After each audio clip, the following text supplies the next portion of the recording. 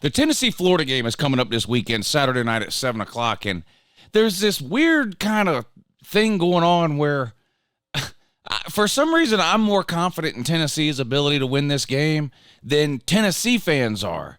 Anyway, I want to talk about that in a preview, and then I'm going to give you my final prediction for the Tennessee-Florida game right now.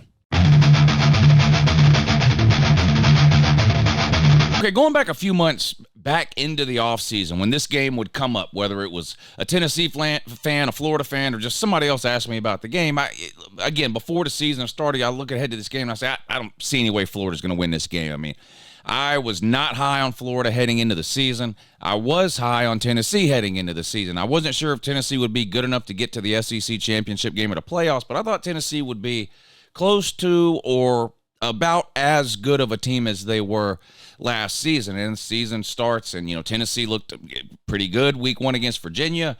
Some of the Tennessee fans were upset about the way they played last week against an FCS team in Austin Peay. Florida fans go out to Utah and just get humiliated by backup players, second and third string quarterbacks. Utah was missing 8 starters. Florida just looked horrendous. Florida comes back home. They also played an FCS team last week, just like Tennessee did, and Florida just beat the bejesus out of them. And there's just something weird going on where there seems to be Florida fans seem more confident in their ability to beat Tennessee than Tennessee fans seem in their ability to beat Florida.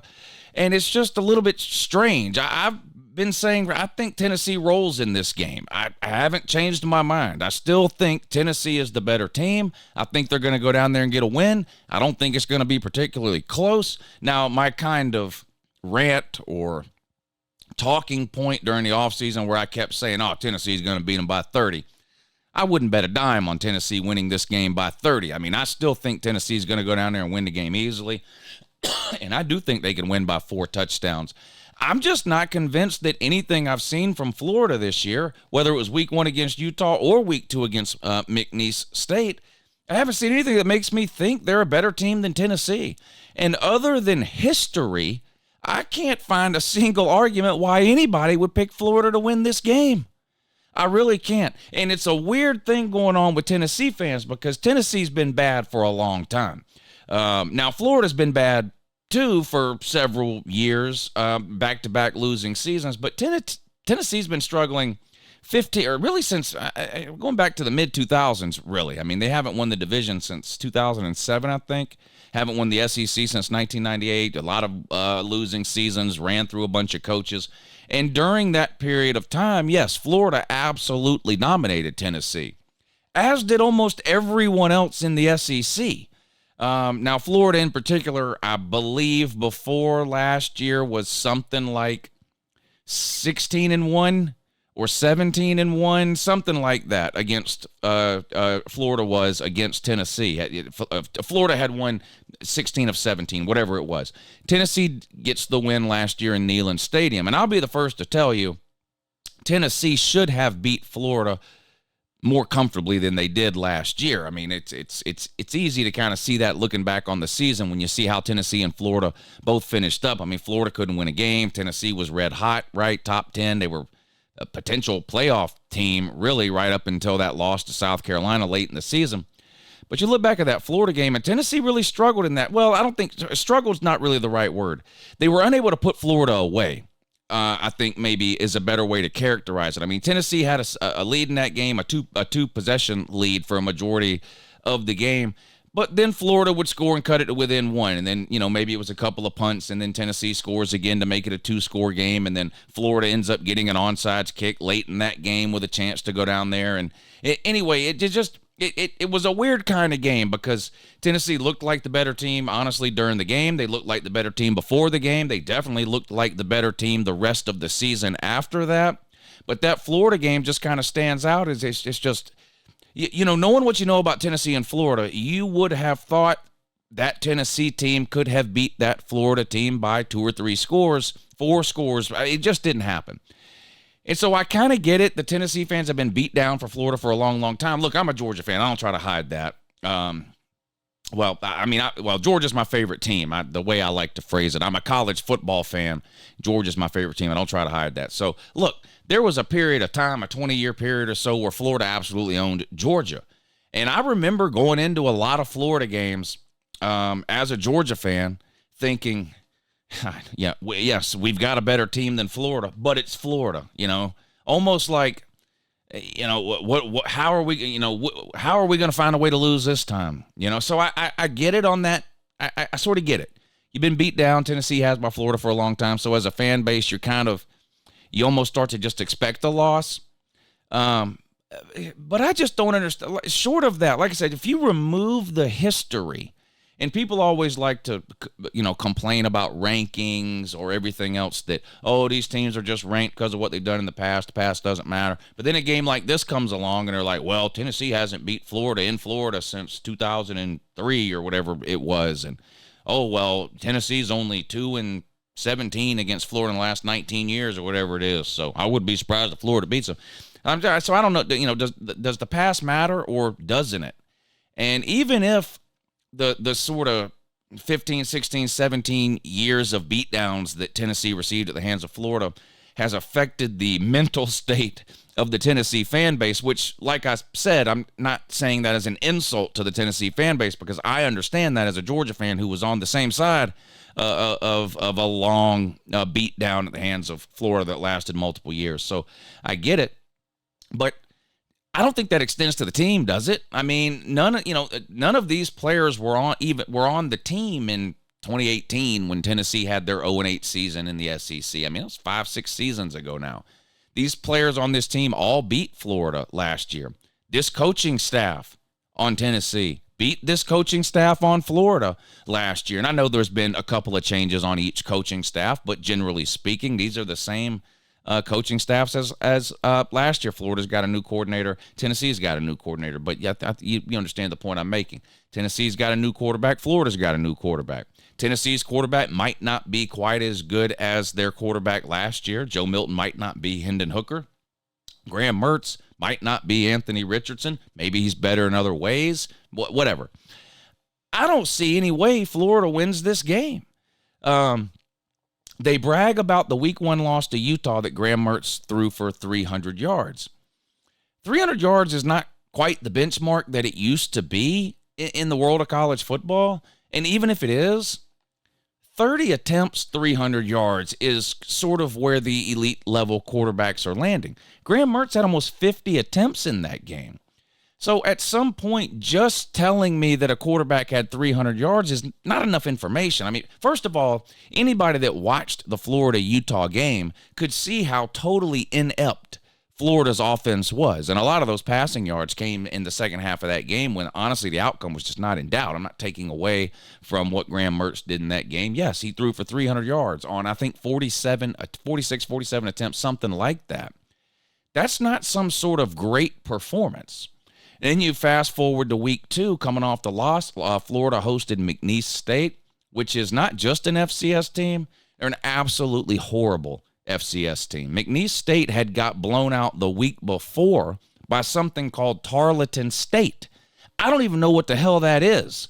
McNeese State's just really, really bad. Florida comes out, they run for 200 or 300 yards, whatever it was, and Graham Mertz completes a high percentage of his passes. And the defense played good again against McNeese State, which is just nothing compared to what they're going to see this coming week from Tennessee, both offensively and defensively. Tennessee, to me, is just a much better team. Now, I understand that it can be hard to look at a team like Tennessee that's been down for a long time and say, well, did they have one good year? Or was last year like a sign that, they're no longer in the gutter, that they're going to have now multiple good seasons in a row? I don't know. I mean, I don't know if Tennessee ends up 10-2, 11-1, 12-0, 8-4, 7-5. I have no idea. I tend to think that Tennessee is going to be a lot closer to last year's team than they are to the team before that, or the team before that, or the team before that. It's hard to find any advantages for me in this game when it comes to Florida over Tennessee other than home field and history. If you even consider that to be an advantage. I mean, I don't know how many people take history seriously as an advantage when they're breaking down a game today. How much does it matter that Florida beat Tennessee a bunch from 2005 to 2020? Does it matter at all? Probably not to the players. Tennessee fans have been a little shaky, I guess, in their support of Joe Milton, especially after last week. And look, I'm not going to sugarcoat it. I wasn't watching the Tennessee-Austin Peay game because I didn't think there'd be a reason to. And then somebody in the live chat during the live stream we were doing said, oh, my God, you won't believe how bad Tennessee looks or whatever it was. So we ended up putting the Tennessee-Austin Peay game on right at the end of the first half, and it was tied 6-6 with under a minute to go until halftime. Tennessee scored a touchdown at the end of the first half to take a 13-6 lead.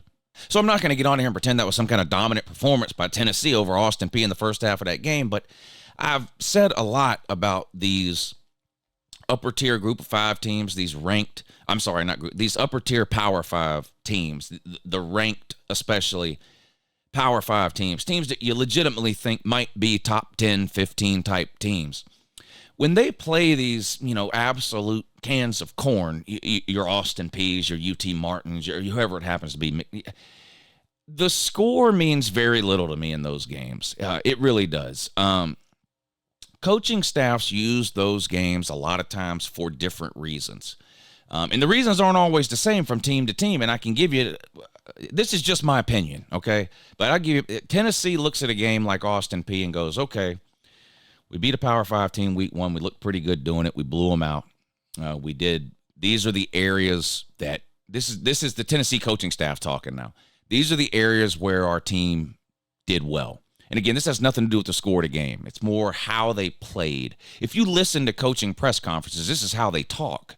So the Tennessee coaching staff looks back at that Virginia game and they goes, okay, we played well in these 3 or 4 areas here, and there's some obvious room for improvement in these 3 or 4 areas here.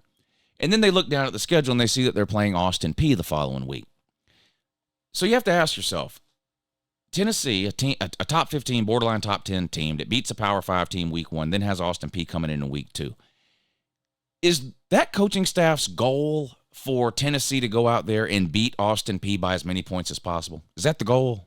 No.